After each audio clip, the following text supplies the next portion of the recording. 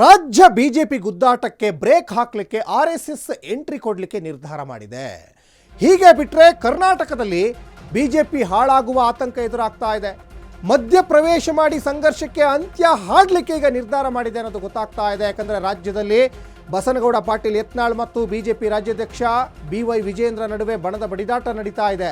ಹಾಗಾಗಿ ಈಗಾಗಲೇ ಹೈಕಮಾಂಡ್ ಎಷ್ಟೇ ಮದ್ದು ಅರಿಯುವ ಪ್ರಯತ್ನಕ್ಕೆ ಮುಂದಾದರೂ ಕೂಡ ಬಿಜೆಪಿ ಲೀಡರ್ಗಳು, ಬಹಳ ಮುಖ್ಯವಾಗಿ ಬಸನಗೌಡ ಪಾಟೀಲ್ ಯತ್ನಾಳ್ ಹೈಕಮಾಂಡ್ ಮಾತು ಕೂಡ ಕೇಳ್ತಾ ಇಲ್ಲ. ಶೋಕಾಸ್ ನೋಟಿಸ್ ಕೊಟ್ಟರು ಕೂಡ ಕ್ಯಾರೆ ಅಂತಿಲ್ಲ. ಹಾಗಾಗಿ RSS ನಾಯಕರೇ ಈಗ ಎಂಟ್ರಿ ಕೊಡಲಿಕ್ಕೆ ಮುಂದಾಗ್ತಾ ಇದ್ದಾರೆ. ಸಂಘಟನಾ ಕಾರ್ಯದರ್ಶಿ ನೇಮಿಸಿ ಕಂಟ್ರೋಲ್ಗೆ ತರುವಂತಹ ಪ್ಲಾನ್ಗೆ ಮುಂದಾಗ್ತಾ ಇದ್ದಾರೆ. ಬಿಜೆಪಿ ಗುದ್ದಾಟಕ್ಕೆ ಬ್ರೇಕ್ ಹಾಕಲೇಬೇಕು ಅಂತ ಈಗ RSS ತೀರ್ಮಾನ ಮಾಡಿದೆ. ಇವ್ರನ್ನ ಹೀಗೆ ಬಿಟ್ಟರೆ ಕರ್ನಾಟಕದಲ್ಲಿ ಬಿಜೆಪಿ ಹಾಳಾಗುವ ಆತಂಕ. ಮಧ್ಯಪ್ರವೇಶ ಮಾಡಿ ಸಂಘರ್ಷಕ್ಕೆ ಅಂತ್ಯ ಹಾಡಲಿಕ್ಕೆ ನಿರ್ಧಾರ ಮಾಡಿದ್ದಾರೆ. ಯಾಕಂದರೆ ಈಗ 65 ಸ್ಥಾನಕ್ಕೆ ಬಂದಿದ್ದಾರೆ. ಇದೇ ಥರ ಯತ್ನಾಳು ವಿಜೇಂದ್ರ ಸೇರಿಕೊಂಡು ಹಲವು ಬಣಗಳು ಸೃಷ್ಟಿ ಆಗ್ತಾ ಇದ್ರೆ 65 35ಕ್ಕೂ ಬಂದ್ಬಿಡ್ಬೋದು. ರಾಜ್ಯ ಘಟಕಕ್ಕೆ ಸಂಘ ಪರಿವಾರದಿಂದಲೇ ಈಗ ಮದ್ದು ಅರಿಯುವಂಥ ಪ್ರಯತ್ನಕ್ಕೆ ಮುಂದಾಗ್ತಾ ಇದ್ದಾರೆ. ಸಂಘಟನಾ ಕಾರ್ಯದರ್ಶಿ ನೇಮಿಸಿ ಕಂಟ್ರೋಲ್ಗೆ ತೆಗೆದುಕೊಳ್ಳುವಂಥ ಪ್ಲಾನಿಗೆ ಮುಂದಾಗ್ತಾ ಇದ್ದಾರೆ. ಇಷ್ಟು ದಿವಸ ಬಿಜೆಪಿಯ ಹೈಕಮಾಂಡ್ ಮದ್ದು ಅರಿಯುವಂಥ ಪ್ರಯತ್ನಕ್ಕೆ ಮುಂದಾದರು. ಇವರ ಕೋಪ ಶಮನ ಮಾಡಲಿಕ್ಕೆ ಪ್ರಯತ್ನಗಳನ್ನ ಮಾಡಿದ್ರು. ಇವರ ಕೋಪ ಶಮನ ಆಗುವ ಯಾವುದೇ ಲಕ್ಷಣ ಕಂಡು ಬರ್ತಾ ಇಲ್ಲ. ಬರೀ ಬಸನಗೌಡ ಪಾಟೀಲ್ ಯತ್ನಾಳ್ ಮತ್ತು BY ವಿಜೇಂದ್ರ ನಡುವೆ ಆಗಿರುವಂತಹ ಬಣದ ಬಡಿದಾಟ ಅಲ್ಲ. ಇವತ್ತು ಹಾವೇರಿ ಇರ್ಬೋದು, ಬೆಳಗಾವಿ ಇರ್ಬೋದು, ಚಿಕ್ಕಮಗಳೂರು ಇರ್ಬೋದು, ಹೀಗೆ ಬೇರೆ ಬೇರೆ ಜಿಲ್ಲೆಗಳಲ್ಲಿ ಬಣದ ಬಡಿದಾಟ ನಡೀತಾ ಇದೆ. ಎಲ್ಲ ಜಿಲ್ಲೆಯಲ್ಲೂ ಕೂಡ ಬಿಜೆಪಿ ರಾಜ್ಯಾಧ್ಯಕ್ಷ BY ವಿಜೇಂದ್ರ ವಿರುದ್ಧ ಈಗ ಕೆಂಡ ಕಾರ್ತಾ ಇದ್ದಾರೆ.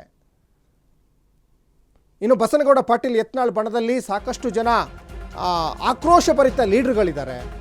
ರಾಜ್ಯ ಬಿಜೆಪಿಯಲ್ಲಿ ಕೆಲವರು ಏಕಪಕ್ಷೀಯ ನಡೆಯನ್ನು ತೋರಿಸ್ತಾ ಇದ್ದಾರೆ.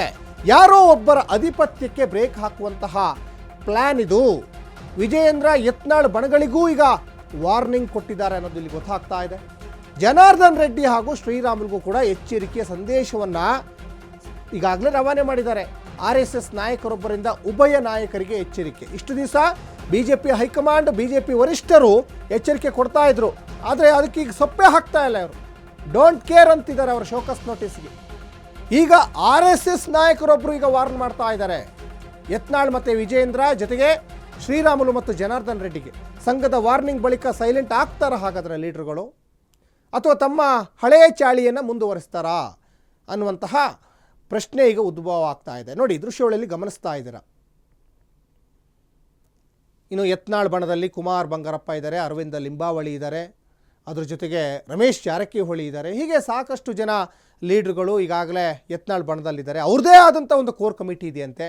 ಇನ್ನು ಯತ್ನಾಳ್ ನಾನು ಸ್ಪರ್ಧೆಗೆ ನಿಲ್ಲೋದು ಖಚಿತ, ಠೇವಣಿ ಉಚಿತ, ಗೆಲುವು ನಿಶ್ಚಿತ ಅಂತ ಹೇಳಿಬಿಟ್ಟಿದ್ದಾರೆ.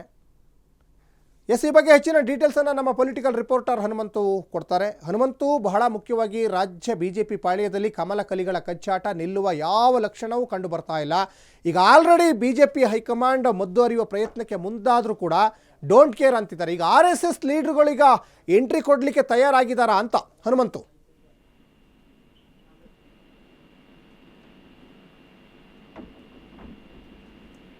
ಅದು ಒಂದು ಕಡೆಗೆ ರಾಜಕೀಯವಾಗಿ ಒಂದಷ್ಟು ಸಹಜವಾಗಿಯೇ ಕಾಂಗ್ರೆಸ್ಗೂ ಕೂಡ ಒಂದಷ್ಟು ಅಸ್ತ್ರಗಳನ್ನ ಕೊಟ್ಟಂತ ಆಗಿದೆ. ಮತ್ತೊಂದು ಕಡೆಗೆ ಬಿಜೆಪಿಯ ಕಾರ್ಯಕರ್ತರಲ್ಲೂ ಕೂಡ ಅನೇಕ ರೀತಿಯ ಗೊಂದಲಗಳು ಮೂಡ್ತಾ ಇರುವಂತದ್ದು. ಒಂದು ಸಹಜವಾಗಿನೇ BY ವಿಜೇಂದ್ರ ವರ್ಸಸ್ ಬಸನಗೌಡ ಪಾಟೀಲ್ ಯತ್ನಾಳ್ ಅವರ ನಡುವೆ ನಡೀತಾ ಇರುವಂತಹ ತಿಕ್ಕಾಟ.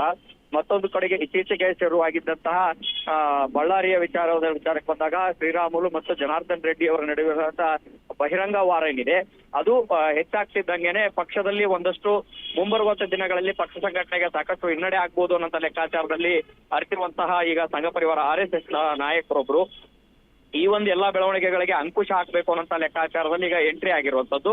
ಈ ಹಿಂದೆನೂ ಕೂಡ ಬಿಜೆಪಿಗೆ ಸಂಘ ಪರಿವಾರದಿಂದ ಸಂಘಟನಾ ಕಾರ್ಯದರ್ಶಿಯನ್ನ ನೇಮಕ ಮಾಡಲಾಗ್ತಾ ಇತ್ತು. ಆದ್ರೆ ಬದಲಾದ ಸನ್ನಿವೇಶದಲ್ಲಿ ಅದನ್ನ ಹಿಂಪಡೆಯಲಾಗಿತ್ತು. ಇದೀಗ ಮತ್ತೆ ಅವರನ್ನ ನೇಮಕ ಮಾಡುವಂತ ವಿಚಾರಗಳು ಚರ್ಚೆಯ ಹಂತದಲ್ಲಿರುವಂತದ್ದು. ಮತ್ತೊಂದು ಕಡೆಗೆ ಈ ಉಭಯ ನಾಯಕರಿಗೆ ರೆಡ್ಡಿ ಮತ್ತು ಶ್ರೀರಾಮುಲು ಅವರಿಗೂ ಕೂಡ ಒಂದಷ್ಟು ಎಚ್ಚರಿಕೆ ಸಂದೇಶಗಳನ್ನ ರವಾನೆ ಮಾಡಿರುವಂತದ್ದು. ವೈಯಕ್ತಿಕ ವಿಚಾರಗಳನ್ನ ತಂದು ಪಕ್ಷಕ್ಕೆ ಡ್ಯಾಮೇಜ್ ಮಾಡುವಂತ ಕೆಲಸವನ್ನ ಯಾರು ಕೂಡ ಮಾಡಬಾರ್ದು ಅನ್ನುವಂತ ಎಚ್ಚರಿಕೆ ಸಂದೇಶಗಳನ್ನ ರವಾನೆ ಮಾಡುವ ಮೂಲಕ ಮುಂಬರುವಂತ ದಿನಗಳಲ್ಲಿ ಪಕ್ಷಕ್ಕೆ ಯಾವುದೇ ರೀತಿಯ ಡ್ಯಾಮೇಜ್ ಆಗದ ರೀತಿಯಲ್ಲಿ ಎಚ್ಚರಿಕೆ ಸಂದೇಶಗಳನ್ನು ರವಾನೆ ಮಾಡಿದ್ದಾರೆ ಸಚಿನ್. ಧನ್ಯವಾದ ಹನುಮಂತು ತಮ್ಮೆಲ್ಲ ಡೀಟೇಲ್ಸ್ಗಾಗಿ.